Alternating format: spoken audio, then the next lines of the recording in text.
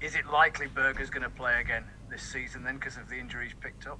Yeah, we won't take any risks. So let me stress, it's nothing to do with his injury previously. You know, the significant hamstring injury he had, and he had surgery on it. So that's 100% fine. We're over the moon with that. But just the nature that he's been out for so long, and he's been pushing himself to get back fit. He's obviously played moments in games now for us, and just picked up the natural other little niggles that come along with it. So we won't be risking him. If he is fit, fine, no problem. But this stage of the season, where we are, the fact he's been out for such a long period of time and come back and work really hard to come back, we won't risk him between now and the end of the season. Is the Burke fracture serious? In other words, if he was in November, would he be out for a couple of months, or is this just something that could be dusted up by pre-season? We have to be led by the scans on that. Whenever you get a fracture in the foot, there can be straightforward ones, which is just you stick a boot on and you let it heal naturally, or there's ones where you need intervention, you need a surgery, maybe a pin, things like that. So we'll be led by the medical team on that and the scans that come back from the specialists. Ethan Ampadu's not played for a couple of matches. Where's he at right now? Yeah, so he'd probably be the same. He's had pelvic issues that he's had for a while, which naturally most footballers have, in terms of you can get referred pain around the groin or really acute pain, and he's been managing that throughout the season, but it's just gradually flared up, got worse and worse. So yeah, he'll probably be out for the season as well now. It's quite the list, isn't it, that you have to contend with, added to Sharp, McBurnie, who haven't played for a few weeks, and one or two others. Yeah, I said all along, you'd want everyone fit and available, but we've not got that. So we roll with it. We get other people in the team and get everyone working hard towards the next game. It's the nature of it, isn't it? It's the biggest correlation ever, that a team struggling, or in terms of results, that injuries always spike, and it's chicken and the egg, what comes first. We're not too sure. Is it the injuries that lead to the dip in results, or is it the results that lead to the injuries, like with the mental aspect of it as well? But we've certainly got a good list of injuries and significant injuries at that. So they're not just ones where lads are out for a week or two. We've had quite a lot of surgery this season as well, which has plagued everyone, and it's been one of those seasons really where nothing's gone right in that respect. Might we see, and I know across the whole season, and even of course against Crystal Palace, we've seen different names from the under-23s get some first-team football. Because of the injuries, are you going to increase that volume for the last three matches of the season, or is it sort of one in, one out type of thing?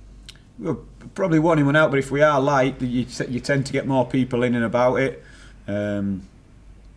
We're obviously at that stage of the season now where the squad is thin because of the injuries. We've got 3 games in a week, so we've had 5 lads training up with us today, for example, and if we can't get bodies back fit, there'll be a few of them involved at the weekend.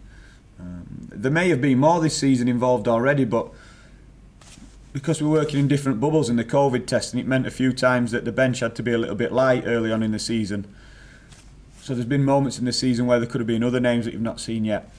So we'll try and manage the testing to make sure we get the bench full. If that's full of younger players, then it's full of younger players. Yeah, it'd be a good experience for them.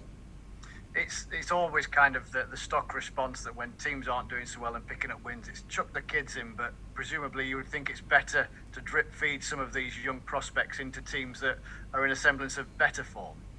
Yeah, well, that's the easiest way. If you're talking about players' development, that is the easiest way, bringing young players into a team that's winning, no problem. But I think I've said all along, and I stand by it, players have to deserve it in terms of next in the pecking order, if you like, in their position, showing the right attitude, and then also be ready for it, because it's a big jump up and you can do a lot of harm. I've seen harm done to young players who's been thrown in the deep end and it's not quite gone well, and have not reacted and responded in the right way, because physically they may be mature, but mentally and emotionally they've really struggled with circumstances. So all that has to be thrown into account. But certainly if we've got players who need to play, that they'll play, no problem. Just finally, to change tack, Ollie McBurnie, the videos have done the rounds right now. Is there a latest on that investigation? No, as you've seen, you all know the news, you all know what's happened. I'm reluctant, and the club are reluctant to comment on anything while it's still a police matter. You can understand that. So that's going to be a stance on it. You'll all have your own opinions on what you've seen, and you've probably heard stories, whether they're true or not. But while ever it's in the hands of the police, we're just leaving them to get on with it, helping in any way that we can, and that's all we're going to speak about until, if and when, things are concluded. On to team matters once again. What improvements have you seen across the course of your time in charge leading this group right now that strike you as being a positive to take into the summer? Well, you're probably talking individuals.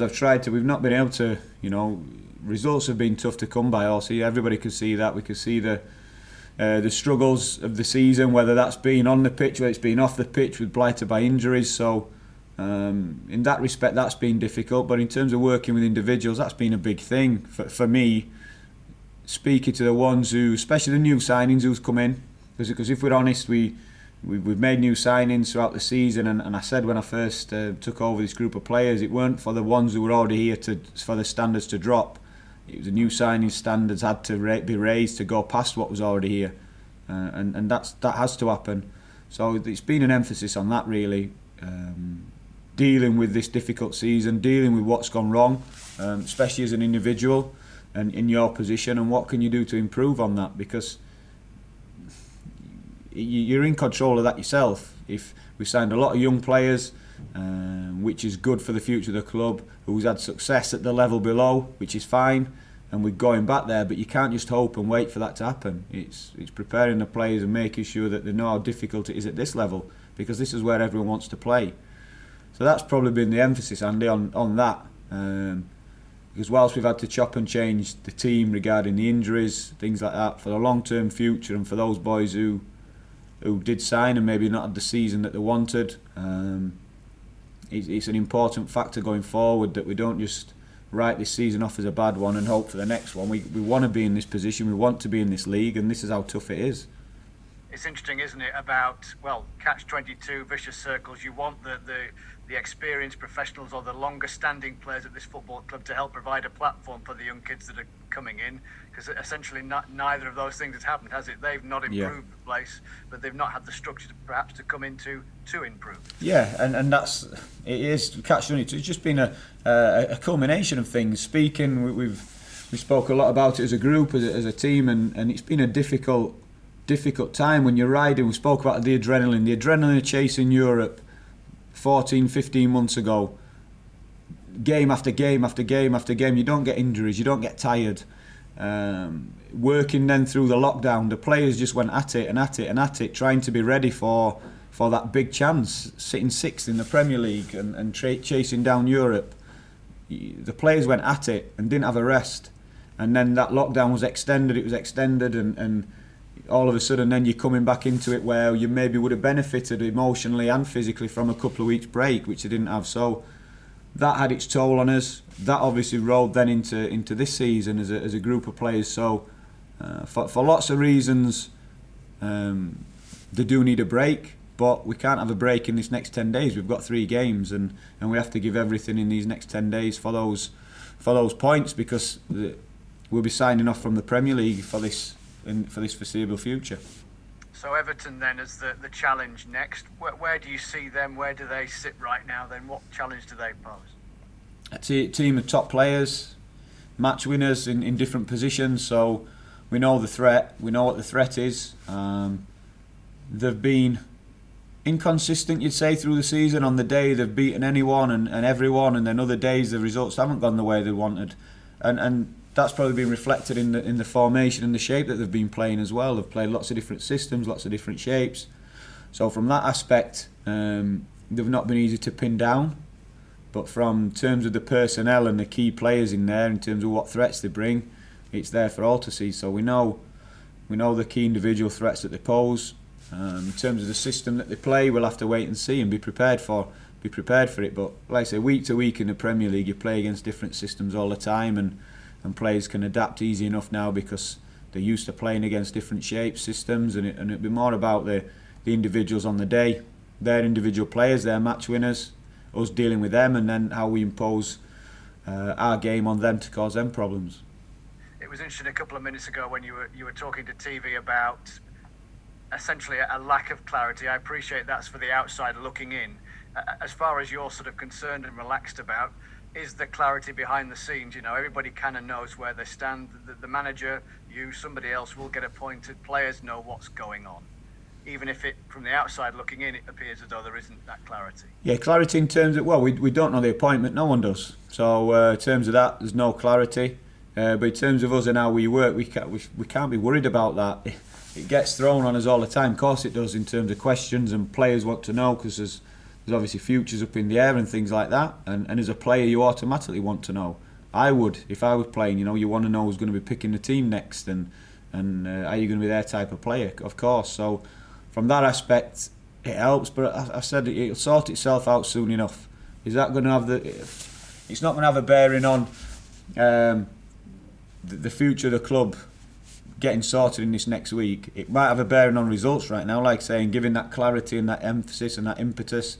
If something was done and the players knew, renewed vigour, renewed focus definitely helps. But if not, that'll come in the close season and then hit the ground running next pre-season.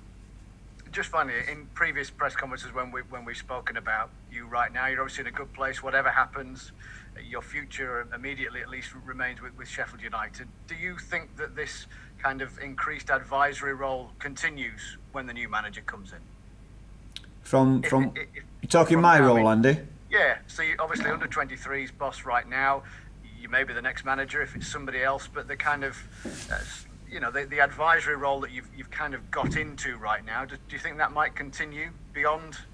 No, I'm coach, work with the players, but I'll help out any way I can, so long as it doesn't affect what I get paid to do.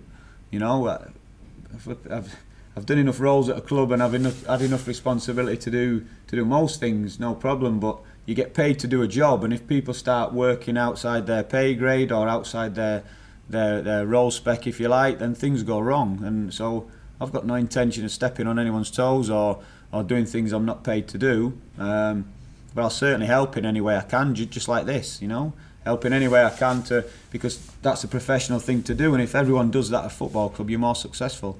It shouldn't be about an ego or getting your name in the lights or doing things for recognition. It should just be about people doing a good job, being selfless and working for the team and the club. And whether that's a player, whether that's a coach, whether that's a board member, everyone should have that focus.